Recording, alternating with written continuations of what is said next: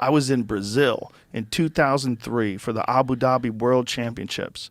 And For kickboxing? no, Abu Dhabi World Championships for jiu-jitsu. Oh, okay. Eddie Bravo was over there competing. That was the year that he tapped out Royler Gracie. It was the craziest upset ever. Wow. It was insane. Is that insane in Brazil. Is that what blew him up? 100%, man. He wasn't even a black belt yet. Eddie was a brown belt. And he tapped out Royce Gracie? Royler. Oh, Royler Gracie. Royler, who was Royce's brother, who was more successful even than Royce in jiu-jitsu tournaments.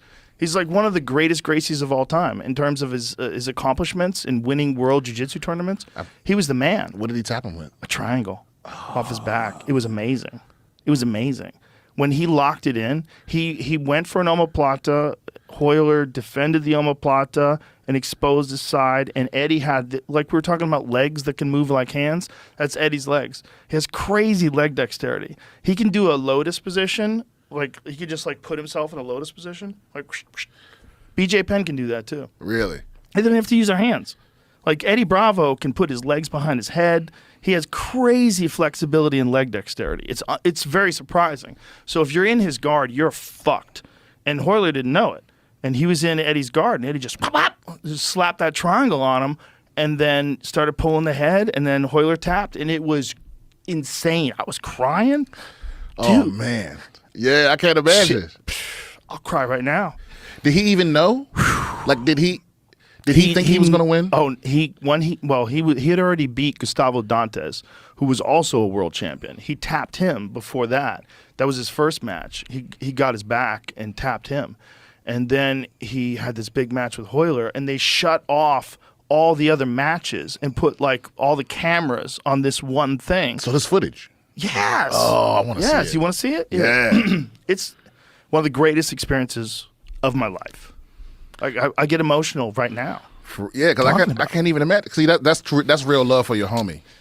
For you to get that emotional because he won. It changed his life. Yeah, man. Because he was always like this, like, super talented guy, and like, you know, he and I would talk about it. He would talk about all these jiu-jitsu wizards and all these people that were like super talented. I go, dude, you're a fucking wizard. I'm like, you're really fucking good, like really good.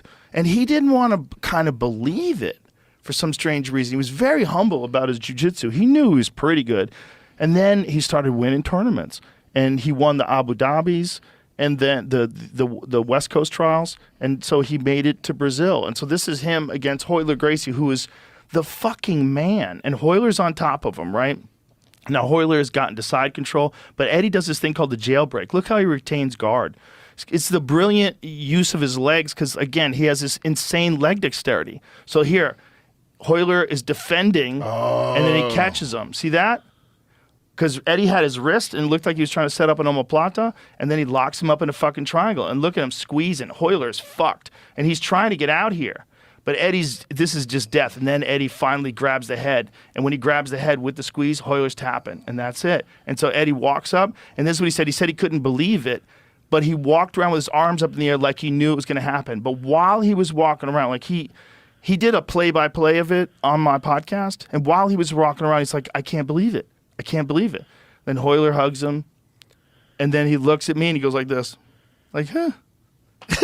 Wow. It was one of the craziest things I've ever seen in my life, because for him to go there, he was such an underdog, and he had this very strange style of jiu-jitsu that really he formulated. He came up with, it's not like he invented submissions, but he came up with new ways to set things up that were completely unique to him and his system. And that's how he created 10th Planet Jiu-Jitsu. It's a very well thought out, really effective system, especially if you have leg dexterity. That's me and him. We're hugging. Holy shit, man. He's crying on my shoulders. There are few things better than watching somebody triumph. It's amazing. God damn. It was crazy because you couldn't believe it. You couldn't believe it happened. When you're broken up. You wanna, man? I'm pretty spent, man. Emotionally, physically. Oh, that's him talking about it, yeah, going over it. So that was the birth of 10th Planet Jiu-Jitsu. And then he came back. Jean-Jacques Machado gave him his black belt. Jean-Jacques took his black belt off. After this match? After that match. And put it on Eddie. Whoa. Yeah. God damn. Whew, it was wild, man. God it was wild. damn. So then Eddie started 10th Planet Jiu-Jitsu shortly afterwards. Does he say that's the best day of his life? It was one of the best days of his life. One of the best days of my life. It was God amazing. Damn.